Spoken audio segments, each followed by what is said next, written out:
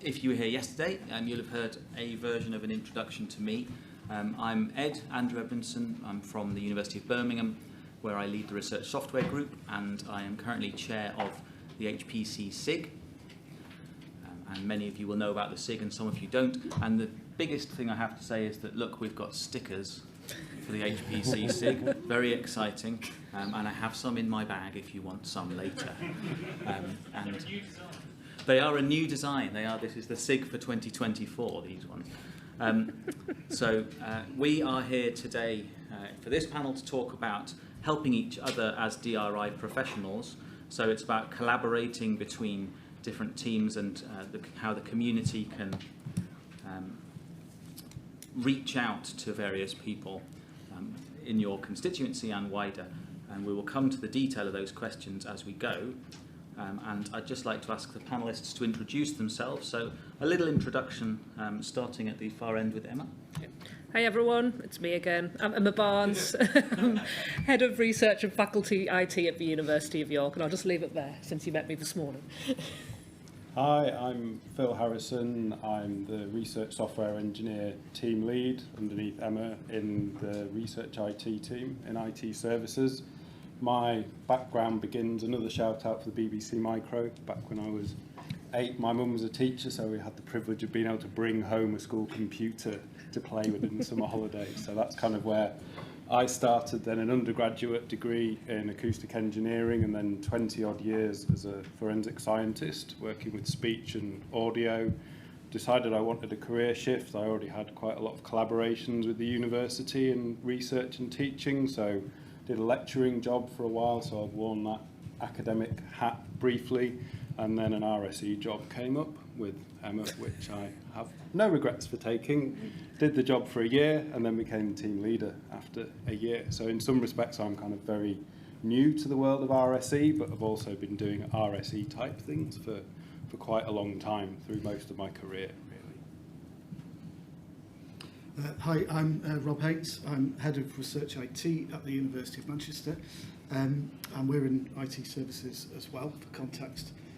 Research IT consists of a research software engineering team, a research platforms team, and we also do programme delivery in our research lifecycle programme. So we do everything from the platforms, the HPC, the HTC, the GPUs, the research data storage, all the way through to the bespoke software engineering, and we also run a set of strategic programs for the university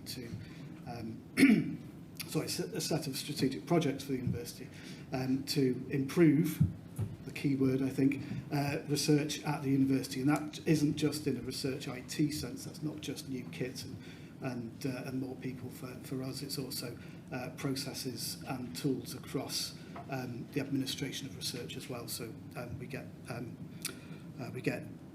bogged down in things like research finance as well. In terms of my career, I also had a BBC Micro access to at the right age. I guess we're all of an age now. But then didn't, and sort of kept it as a hobby, and then didn't really consider it doing computers seriously until university. Came to the University of Manchester as a student to do computer science and never left.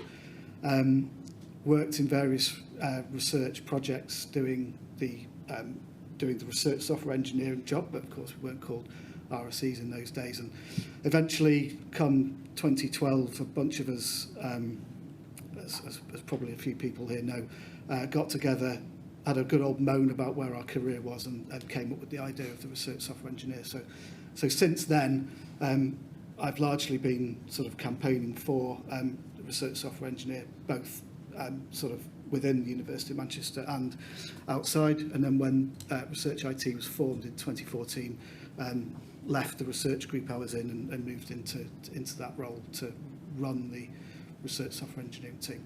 And now we run the whole of Research IT, which I think's a promotion, but it's just more things to worry about.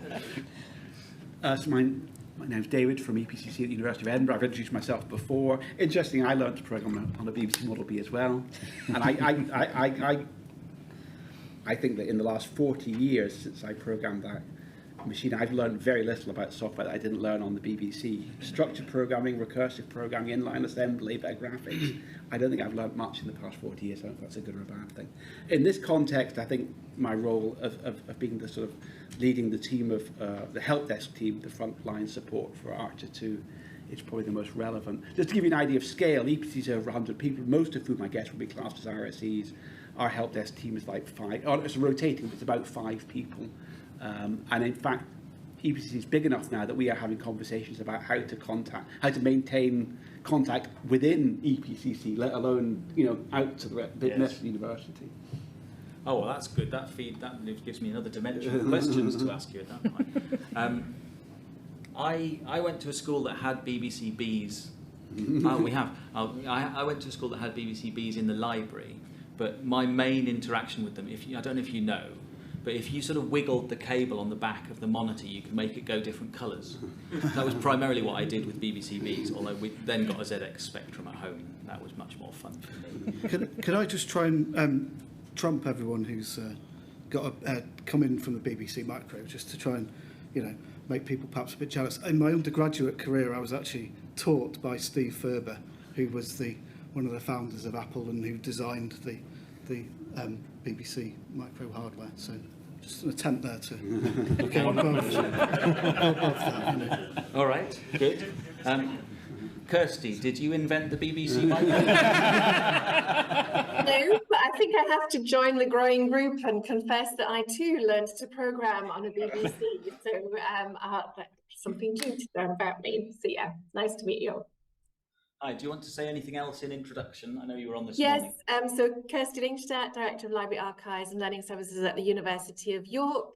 So work closely with Emma and others across the university, and my focus is very much around about that research data piece and also skills around about that digital skills piece and kind of training in that area. Excellent, thank you very much. Just out of interest, how many people are attending online? We can't see that in the room. 20. 20, cool. Okay, hello everyone online. Nice to have you here.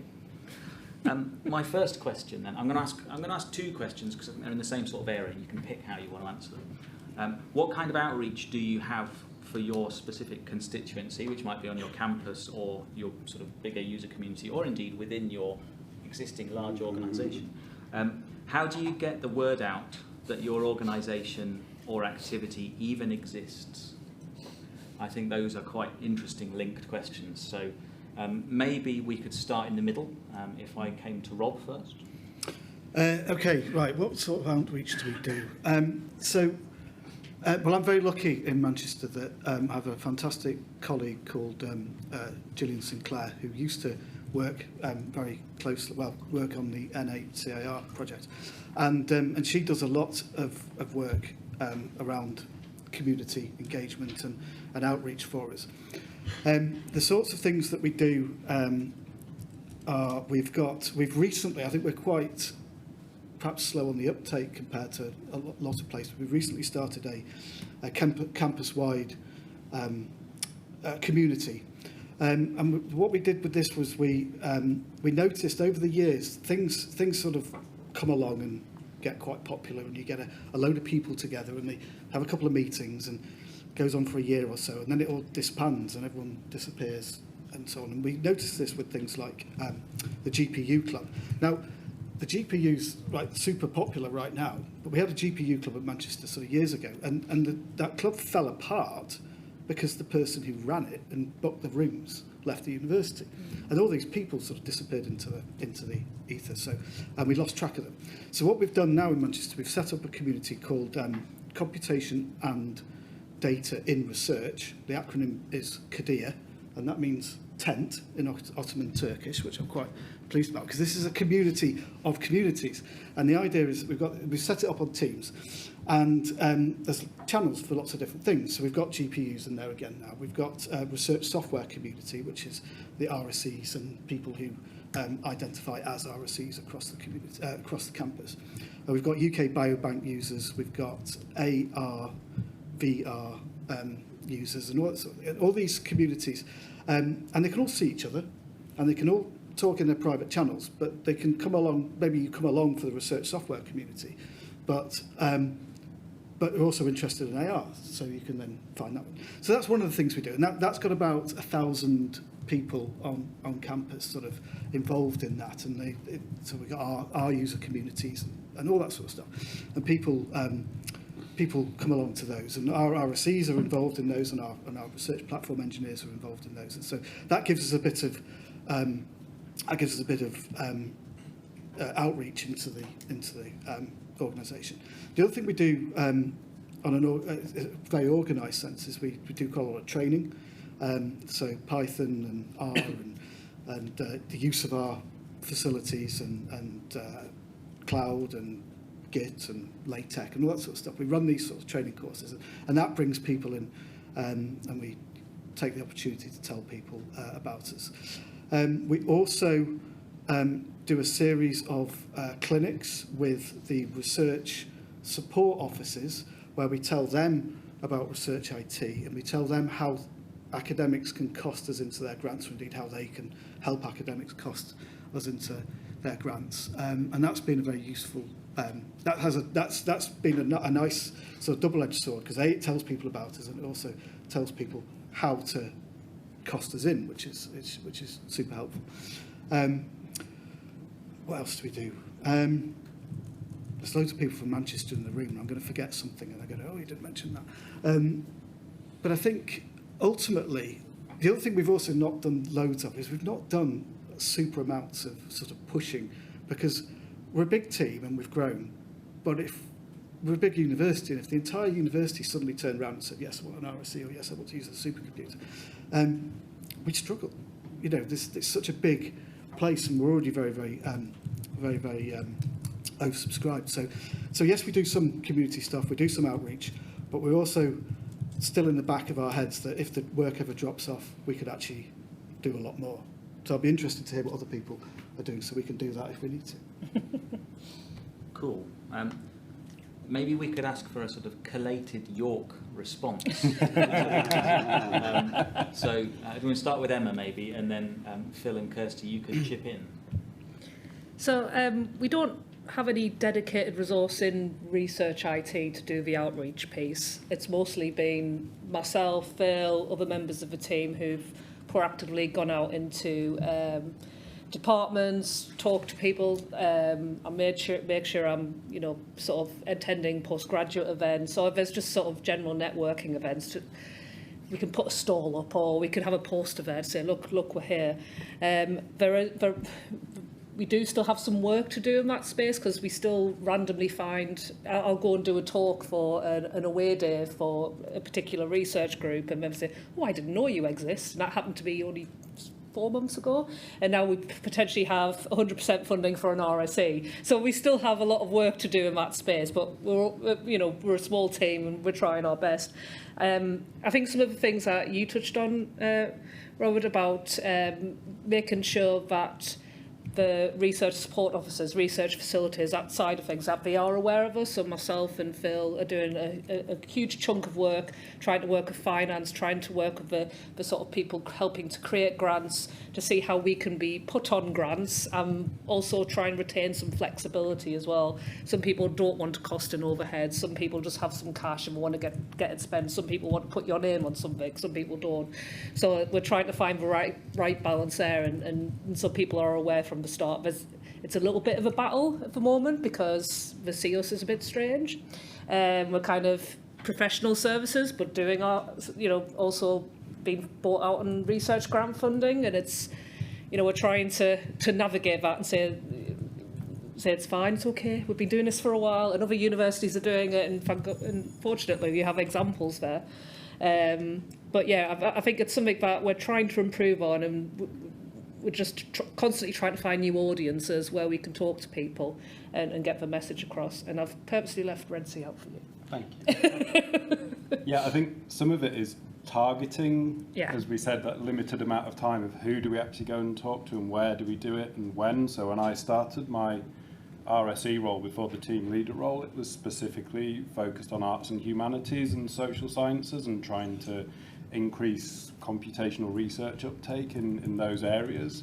So trying to find the right people to talk to, the research facilitators, and even just the understanding of what the structures are, and just finding where to inject the information to get kind of the maximum benefit.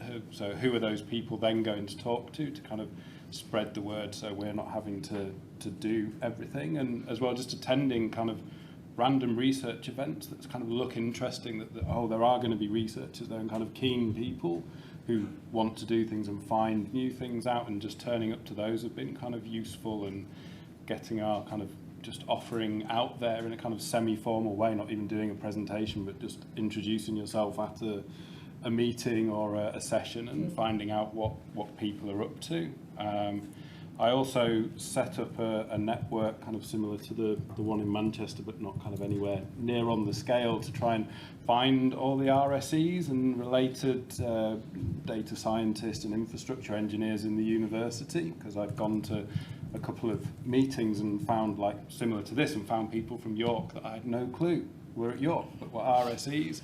And so even just doing that was a kind of interesting experience of finding out who's there and what are people doing, what knowledge and resources can we share within the institution, so that we can all benefit as a community, that we're all trying to do the same thing, but maybe people don't know we've got a GitHub Enterprise license, so they don't have to have a separate subscription, even kind of simple things like that. Kirsty, do you want to add anything, and from your perspective in the library as well? Yeah, I think one additional thing that we've been doing is we've got postgraduate engagement leads who are very much kind of focusing on working in the faculties and trying to do advocacy, community building, and sort of develop training bespoke to each of the sort of faculties, so pulling out where there are commonalities and where there's kind of general training that we already do that can be offered out, but where do we need to kind of look at a bit more bespoke training, and again helping us to build that community by having leads that are in the community that we're trying to work with as well. And that's only been going for the last 5 months, and that's beginning to sort of start having results and things coming together. So that's another way of getting out into the communities. Okay, thank you very much. I might just say something from the Birmingham perspective before, because we're all kind of similar-ish institutions, then we'll turn to you. We have similar experiences of trying to launch little communities and then finding they die when the person leaves. And then we have a research computing community, which is a Slack workspace, essentially, where sometimes people talk to each other. Mostly it's one-way communication of us putting things on there, but I thought I'd just check with you guys, what's the technology behind your community, and do you think of the community as like the Slack workspace, or do you think of it as a community that exists and they have a Slack workspace or Teams or something? Oh, well, so we use Teams because that's what the institution decided to install on everyone's laptops, and actually it's actually a very good tool for it, because you can build a team and the channels within it, and you can let people set channels up and so on and so forth. So the community largely lives there day to day, of course, but there's people arrange their events within those channels and advertise them within those channels. So I think most of the meetings happen outside of Teams, but perhaps some of them are happening online, because it's obviously what we do these days, and probably in Teams, but not there and then. And then quite a few of the groups set up hybrid, at least, on in-person events, and perhaps get some tea and coffee in, and that's all arranged that way. So I think people appreciate the getting together, but certainly the Teams channel is the thing which is there all the time. Okay. So, David, what is similar, what's different from your perspective? So I think for us, we're quite lucky that we kind of we leak out to people can aware of us by osmosis. And one of the big things, I ran the training program for Archer, the current training program for Archer 2, is run by my colleague Juan, but he's been running it during a lot of COVID times. Under Archer, we were giving 70 days training a year face-to-face all over the UK. So we were funded to go out and give training courses. And that's a great way of just making yourself known implicitly, you know, because not only do you meet people at different locations from different fields, but hopefully they get a good impression that you're, you know, these are somebody you want to work with. There are times when we've made an effort to reach out to the rest of the university. A simple thing there was to have a standard talk. You know, if someone says, "Oh, I've been asked to go and give a chat at this postgraduate, you know, seminar or to this research group meeting," you know, just being able to grab a standard talk of a dozen slides that you've got some framework, that was very, very useful. At the lower level, we are actually funded under Archer to do outreach to general outreach to the public. And one of the things we do there, I've only been to one of them, but it goes on every year, is we have a stall we take to the Big Bang Fair in Birmingham. So you do these outreach events to school kids, but often you're preaching to the converted. The people that will come will be the people whose parents are educated and, you know, what's popular science programs and stuff.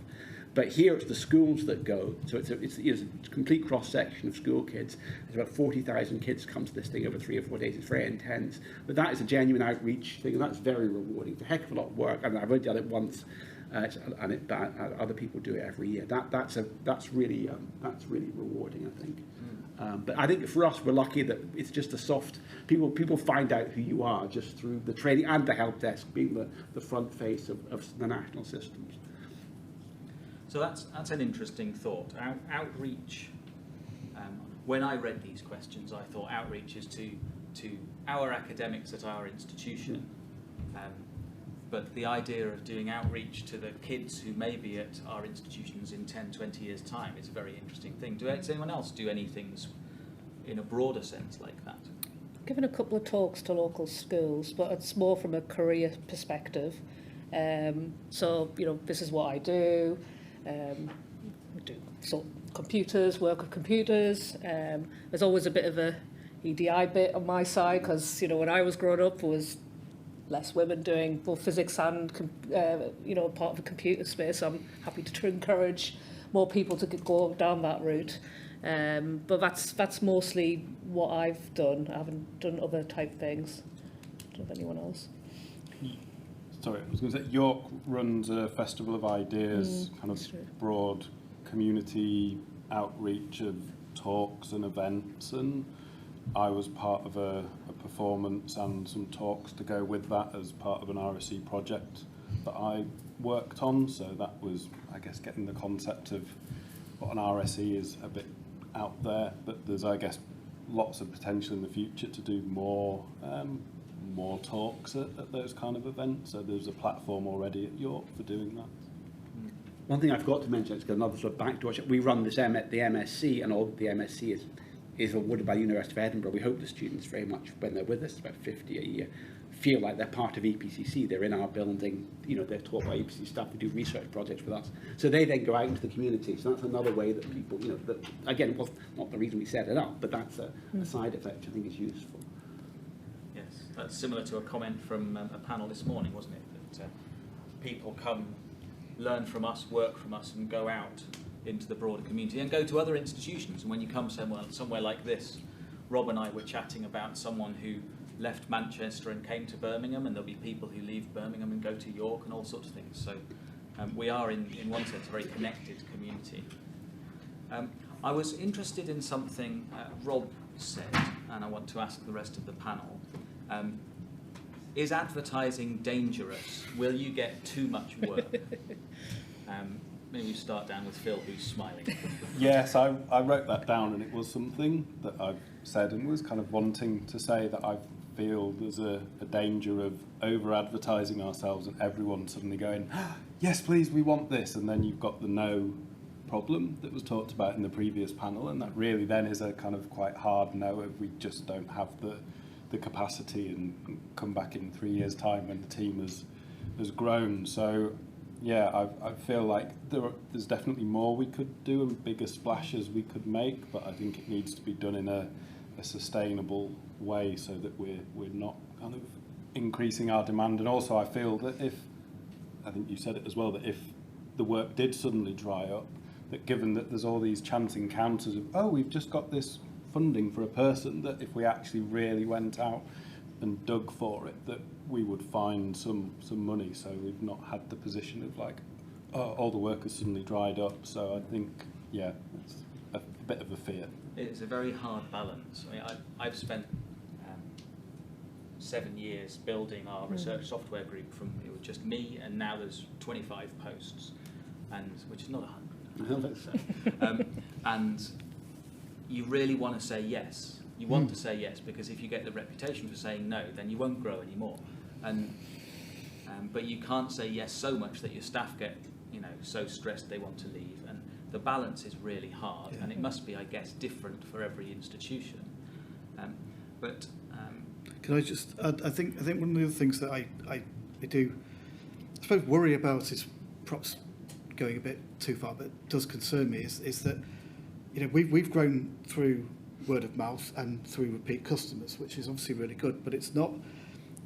There's two things that I suppose bother me. One is that doesn't make you. It puts all the risk on a certain set of PIs who are, you know, probably quite good at getting grants, and if they can keep going back for RSEs, but they might retire or they might have a fallow period. But also there's a level of which, you know, what I'd really like the research IT as a whole, but I suppose I'm thinking about RSEs in particular here, is to actually raise up the ability of the whole institution to do certain bits of research. So while we're not widening our user base, it almost becomes an accessibility problem or an inclusion problem, in the sense that those who have get more and those who haven't don't get any. And it is really tricky. So it's a balance. We can't keep saying yes. At the moment we're saying no, kind of, by saying, well, we can book you in 2026. Is that okay? No? Okay, right. But yeah, if we had a lot more people, I'd love to do the smaller bits. I'd love to do free work for people if we could do that. We originally wanted to do that sort of thing, but and really get out to more people and lift their research. So that relates to something I was thinking of asking. I might ask David first. Why do you do outreach? Why do we do outreach? I think for the do you mean to school kids or any well, to school kids, I think it's really important that that, you know, a lot of money is spent on. I mean, maybe we think maybe not enough, but a lot of money is spent on, you know, on kids and people. And you want people to have some general idea of what you do, and just, I mean, I think that CERN did a really good job on the Higgs boson, and sort of, you know, that people, most people knew nothing about physics. My background would say, you know, oh, that, you know, that Peter Higgs got a Nobel Prize for Higgs boson. Maybe not really any idea what it is, but if someone then said, oh, we're going to close CERN tomorrow, a lot of people might say, oh, but actually, but it's all that cool stuff. I think if someone said we're not going to fund the next round of HPC or, you know, the storage systems in the UK, there might be a danger people have never heard of it. So I think it's generally, you know, it's taxpayer money. It's people's children's parents are paying for it. So I think, and we wrote it in. We were lucky enough. We had the opportunity to write it into our bids for Arch and Arch. Do we want this amount of money to do outreach? I think, in general, just to sort of I mean. There is a worry about getting into too much work. We always sort of talk about collaborative research. You know, if you want to work with us, you know, write it on your next research grant. We're lucky enough, I don't know how other people work, we're big enough that we're quite happy to say write in one person or a tenth of a person. You know, we can take small fractions of people. But say that, you know, collaborative research. But it builds up your skills. It gives you interesting work as well. Often the novel things are the unusual things are the interesting things. I think that's one. But I think that's actually one reason why we like to do it. It is interesting, and it keeps you up to date. It keeps everyone skilled with what's going on. You've said a lot of good things. There's a couple of things to pick up on that I might ask people around. The concept that we've spent a lot of money on kit. I think that's certainly true. We have spent a lot of money on kit. And so one argument I think you just said was, therefore, when we want to spend a lot of money on kit again, we want people to be thinking yes, because they could do good things with their kit. The other side of that, I think, which comes down to maybe why the university teams will do outreach, is we've spent a lot of money on kit, we want to use it now. So is there do you focus on particular areas to try and get them onto your HPC, to get them using it, or do you spread your outreach wide?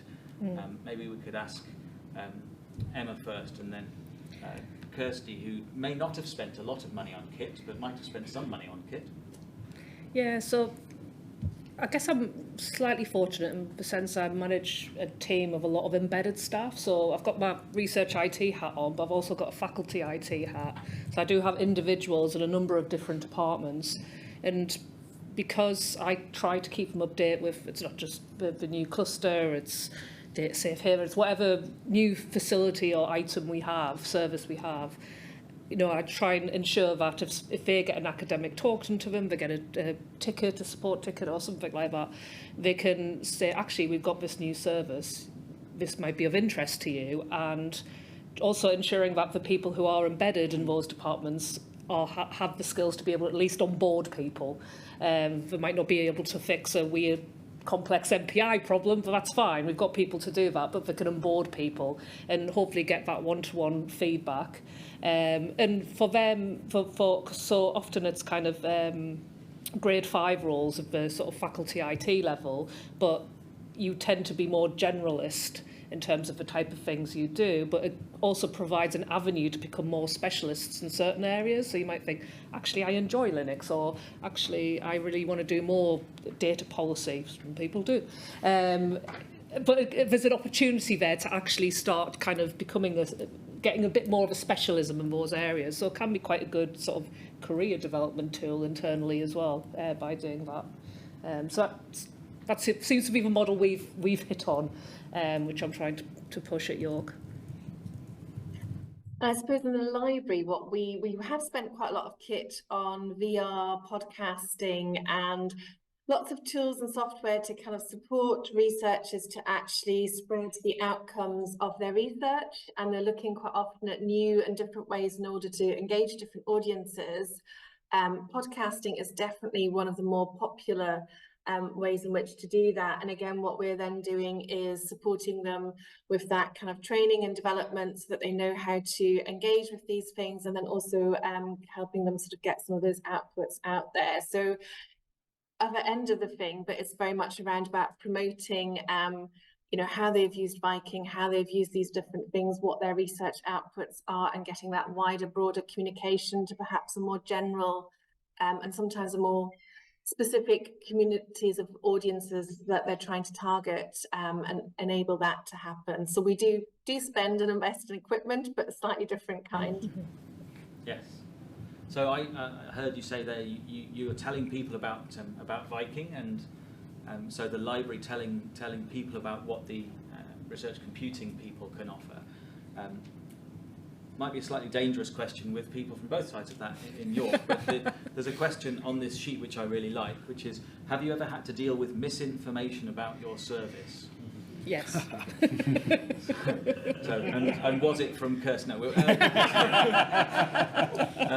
Rob, let's go to you to let the tension. Well, I sort of gave a dry laugh there, because we currently have, I'm not going to give them the oxygen of publicity, we currently have someone who used to work at the university and who we did some work for, who's now left the university and is now stalking us on, that's probably a loaded term, keeps tweeting us on Twitter, or whatever it's called now, and asking us why we're shutting their services down that they spent all this time putting together, and how they brought in loads of money to the university, and it should be sustained. And we're having to deal with this because it's happening in a very public arena, of course. And of course, the reality is that they did bring some money in to develop some things, and we developed them. But these things have a shelf life, you know. Let's just say it's a website or something. The technology it's built on goes out of date. All that sort of stuff. It needs some level of money coming in to sustain it. One of the keys to sustaining any software is that it is sustained, right? You know, it sounds like an obvious thing to say, but you know, you need money coming in, you need people to do it. Things don't last forever. So we've had to very gently say, well, yes, we did develop this, and yes, we are having to consider its existence now because it's old, it's creaking, it's a security risk, and since you left, no one's put any money into sort of doing this, and we don't have the money to do it. So there's a bit of misinformation there, because they've sort of, I suppose they're accusing us of shutting down things which actually, you know, the project's finished, and yes, it might still be useful to people, but unless it's useful enough for someone to help us sustain it, we can't sustain it with just thin air. So thankfully they were an academic, so thankfully what we have been able to do is engage with their the head of school that they used to have and deal with it that way. So that's been a bit of a tricky one, but managing it's been very difficult, because of course what I would dearly love to do is just to charge in and say, you know, but I've been very good and I haven't done that, and I've sort of just had to sort of grit my teeth and let this sort of thing play out. So that's a very public thing that's happened with someone who's left the university. We've not had anything. We've not had anything terrible happen within the university. We've had a couple of people say, oh, you know, Research IT can't help you because they're too busy. And that's true. And yes, we are too busy. I kind of think that's almost an endorsement. So, but anyway, yeah, I'll let others. Maybe better David. Oh, Kirsty, go on then. Go on, Kirsty. I was going to say, if I can jump in, that kind of idea of research projects coming to an end and then not having any further funding to continue, but people almost seeing it as having become a service because it's been running for 5 years.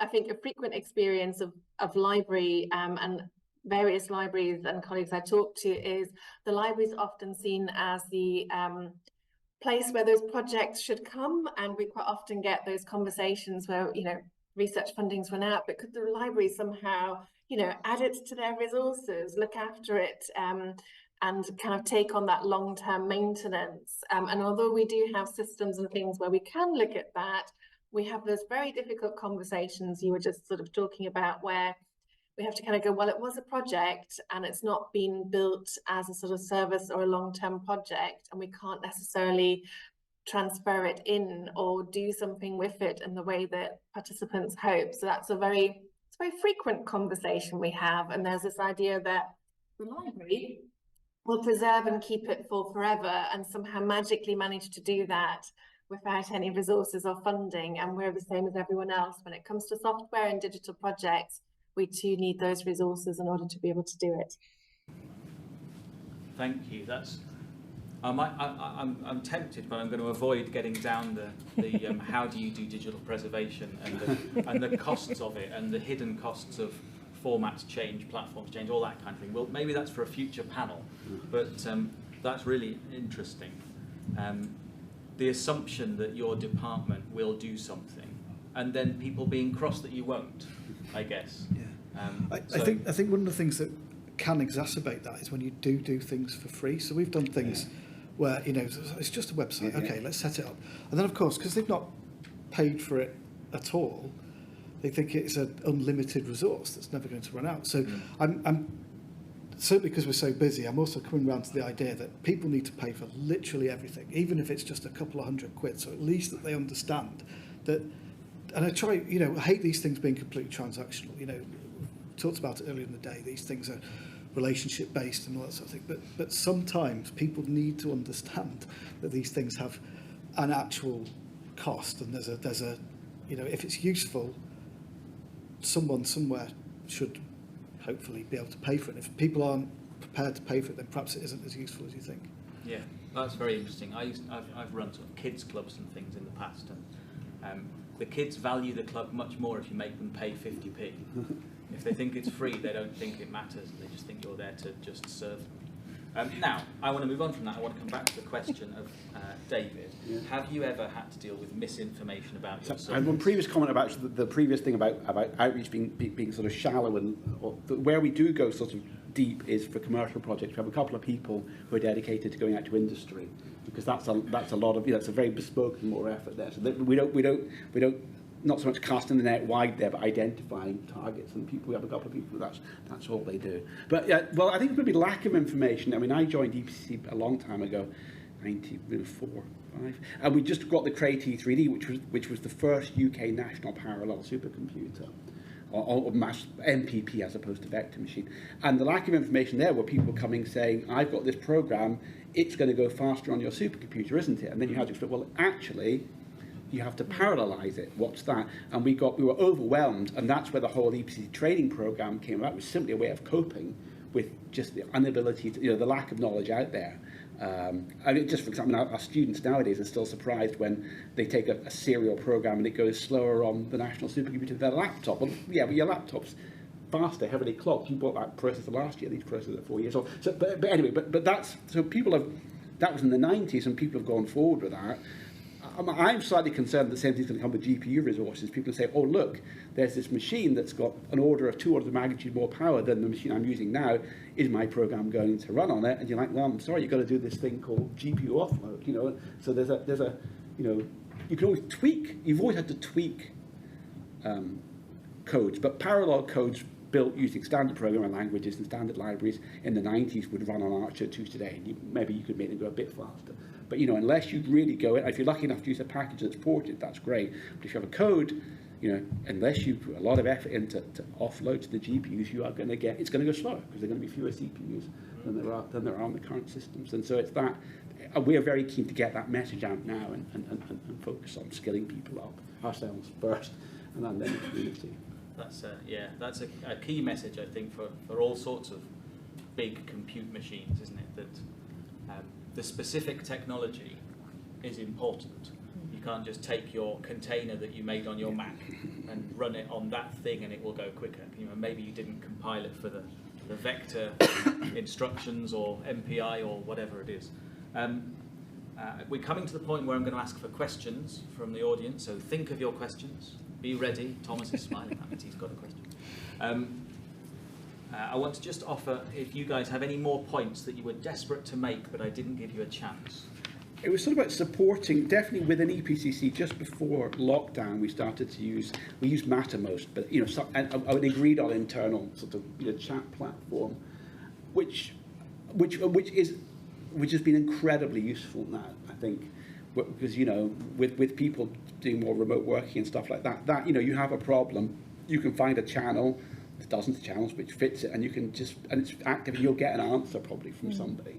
So we didn't really use that sort of chat-based communication. It was starting to happen before lockdown, but not much, and now it's probably the major form of communication informal communication within the organisation. And it's searchable, not brilliantly, but it's there. You can find answers if it's there. Yeah. Thank you. Right. Anybody got a question? Yes. I'm interested in the balance between competition and collaboration, because there are quite a lot of universities represented in the room, and certainly the bigger universities are actually all competing against each other for funds, students, and the like. Yet here in the room we're collaborating, which is fantastic. What are the blockers in there? What are the problems in that situation? Right. I might ask Rob first, because he'll remember what they read out at the start of the RugRit meetings. Well, at the start of the RugRit meetings, we say that we're not going to form a monopoly. Yes. As the Russell Group, don't we? That we're not going to be bad cabal builders. Yeah. So, in terms of the question, I don't know, ask for a clarification. You said competition versus collaboration. Do you mean between universities, for example? Yes, so I know like N8 is a collaboration between universities, Sure. but those universities are still competing for funds. And the reason I've asked this, if you want more background, I took part in some kind of surveying run by JISC, and it was about federated access. I suspect quite a few people took part. And one of the respondents in my group said something about, well, if everybody just used a sort of central data centre or store, well, where's the competitive advantage that we would have in our university, that we have a better system than the other university? And that made me think, okay, so we collaborate, but we are in competition, and that really causes tension. Okay, so I'm going to take in a sense, the coward's way out and say that as head of research IT, I don't consider myself to be in competition with other research IT type organisations. If if there's competition anywhere, I'll leave it up to the academics who are fighting out over the funds for their grants. Now, if we as Research IT can be perhaps part of that competitive advantage, perhaps we are in some cases, perhaps it doesn't come into it, but I don't know, then that's all well and good, but and that's nice. But I don't sit around thinking how can I outcompete sort of Ed's team or James's team in London and that sort of thing. And I think perhaps the fact that we all sort of grew up together inventing what these roles are has helped us stay less competitive. So I always try and, when we are talking about our other universities, we try and tend to call them comparator organisations instead of competitor organisations, which is perhaps a bit of a cop-out as well, I don't know. So I suppose in short, I don't think I hope at the DRI level we're not really competing. I mean, I guess there'll be some movement of people, and sometimes we might lose people from Manchester going to somewhere else, and we perhaps rather we hadn't lost them. But actually, I see that, and it was said earlier about we are universities, and people should be developing within our organisations and moving on. But also, if people can move between organisations, then that's better for all of us, because it means that we're not going down a dead end. We're going down a path that is trodden in various different places and gives us some options. So I've sort of not answered your question by trying to say that we don't compete, but there may be other people who have a completely different idea to me. So what do you reckon, Emma? Yeah, it's a funny one. It's a question I've been thinking about lately. I think it probably depends on who you ask within the university, because if you're the person who deals with admissions, then we are competing. We're trying to compete for the best students. We're competing for as many international students as possible. And we're competing to get the best academics with who has the huge profile, the massive £2 million grant to come along to us as opposed to another university. And potentially research IT plays a part in that. If you do have a facility that people can use, then, and it's free of a point of use and all these other things, then that's going to be more attractive to a certain an academic potentially than another place. But me personally, in terms of what I do in my area, I don't see myself as competing against other universities, other research IT areas. I think we have our own personality in York in terms of how we do things, because we've had to develop that way, and you kind of change and adapt to the ecosystem in which you find yourself in. I mean, we're quite new in terms of having a large clusters. We've only been doing it for 6 years. Other people's been doing it for 30 years, and I would like to continue to learn from them, please. So, and there's different ways in which people have RSE groups, and that may work for that university, whereas it just would not work in York, and vice versa. So I don't think there's any one way to do anything, and I don't see myself as competing against anyone, but there is always going to be this level, this kind of more university level of we need all these students, and how do we get the best shiny buildings to make them come to us and do the course that is the one which they all want to learn at the moment. But I see myself as a bit lower down in the grass area, sort of trying to support the research and teaching and trying to make it as best as it can be within the environment I'm at. So that's kind of my view on it. Maybe that's a bit of a cop-out as well, I don't know. I think that's fair. I think all the people that I interact with in sort of RSE leaders or research computing management type conversations, we're all trying to help each other. And I think it's perfectly legitimate. There's enough space for all of us to be better at doing this stuff. And the reason that everyone's here at this event, I think, is because all of us want to be better at doing this stuff. So we don't have to be better than others. We do sometimes put in, a paper to our senior management saying, well, Manchester are doing it like this, so we think we should. And we help each other by using each other as examples. I'm interested, I know how the research computing type communities work. How do the library communities work in this? Do you guys collaborate as friends? Do you compete, Kirsty? I think there's more collaboration, and again, I suppose we're one of those odd parts of the university where we sort of, a bit like research computing, libraries sort of fall between lots of different things. So we're quite often seen as a neutral space. The library sector is a very collaborative sector, and we work across. So we have various different groupings in which we work and kind of support each other and look at how we can develop and what services we should be offering, or how we should be working with our academics. And my perception is more that the competition comes from our different academic colleagues sometimes than it does from within our sort of professional areas. So again, a bit of a cop-out, but more collaboration rather than competition in this space. Okay, I don't think it's a cop-out. I think it's just a legitimate answer. But David, I'm interested. Do you guys have competitors? Well, we used to see it quite keenly at EPCC because all the EPCIRC National Supercomputer Services since the Creative 3D have been open procurements, and we've won quite a lot of them. But in the late 90s, the CIR system was hosted and run by Manchester. The Hector system, which a few generations ago, we had the physical system, but the science and engineering user-facing support was done by NAG. And EPC is bigger now, but when we were, they're still big grant. When we were smaller, it was a huge fraction of our funding. So it was a really big thing, being able to, 8, 10 people out of 20, it's a big thing. And yet, but then outside of those phases, we were encouraged to collaborate. We had collaborative grants from EPCIRC to work together. So that's tough, that is tough.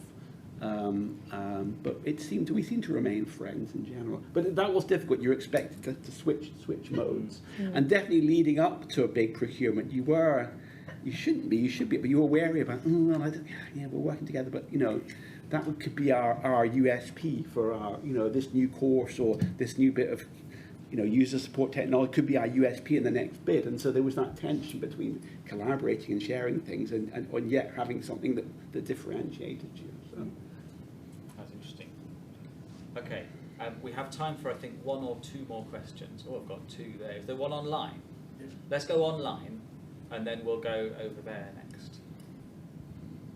Hi, James Moore from University of Sheffield wants to know if anyone's got experience on communities like Discourse, if you have any pro tips or pitfalls, and also if anyone has thoughts on the whole 16 different platforms to keep track of for communities issue. Yeah, my laptop can't cope with them all. Okay, Discourse. Anyone use Discourse?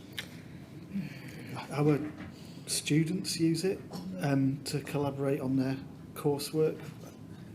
That means the odd pocket of researchers will use it on campus, but we don't use it officially, and in fact it's probably considered to be a potential data leak if anyone does. So we've gone down the Teams route because it comes as part of the Office suite, and there are some universities, of course, who've moved away from Microsoft and gone to other packages, but it would be a brave move for Manchester to move away from Microsoft. So Teams it is. I've got Slack on my laptop here, but it's not running because you can't have them all running, and email, Teams and whatever and Zoom is enough. I don't go into Slack nearly enough because that's where the RSE stuff is.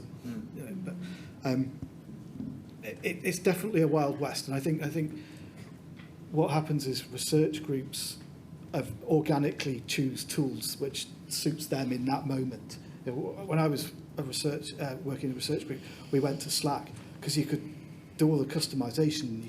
You could send stuff to it, and all the little tweaks. We loved that because we set up GitHub so it can tell us when builds had failed and all that sort of stuff. But now, and so you end up in that space, and everyone loves it and wants to keep hold of it. Yeah. Very interesting point in the middle there. A throwaway comment about possible data breach. It is important to know where the thing you're posting all your stuff is storing that data.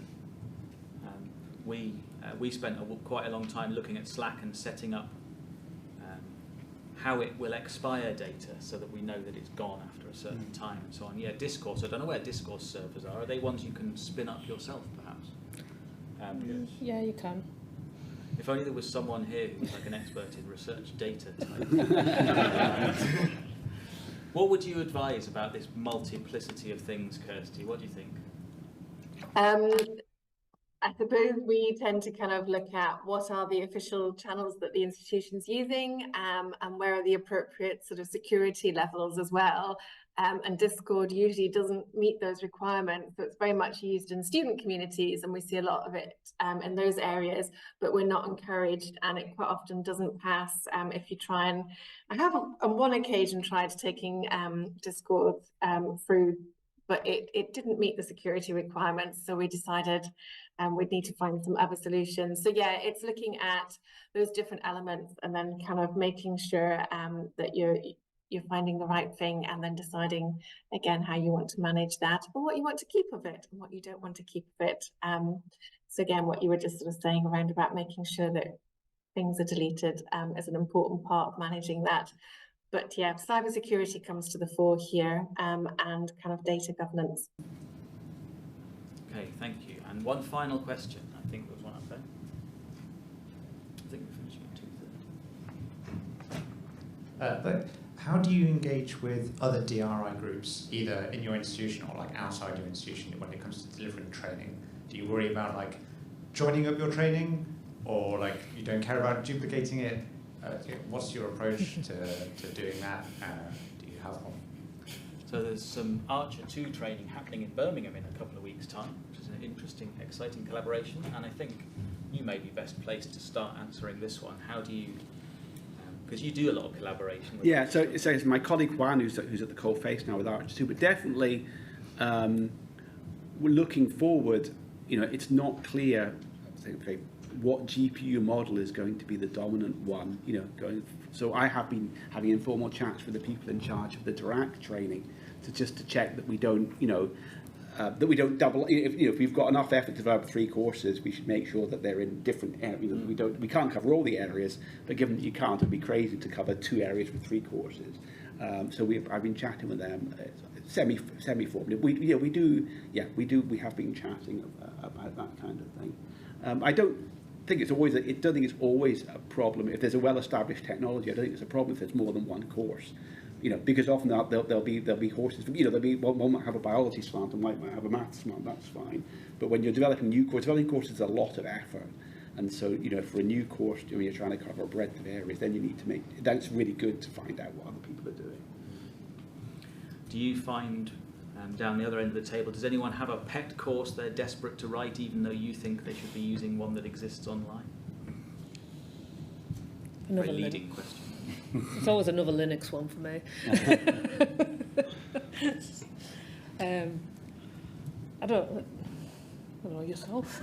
No, I think it's a bit of a loaded question from Peter, because these are discussions we've been having in York of how to kind of consolidate effort, and knowing that there are things being taught multiple times. We run as a kind of informal coding club that was already mentioned, that's not kind of mandated to run from anywhere. So it's a group of central RSEs and embedded RSEs that have kind of taken it upon themselves to do this. So we do every year run a version control and GitHub and then other kind of interesting talks, but we feel that there's a bigger audience out there that we could benefit from, or that could benefit from what we're doing.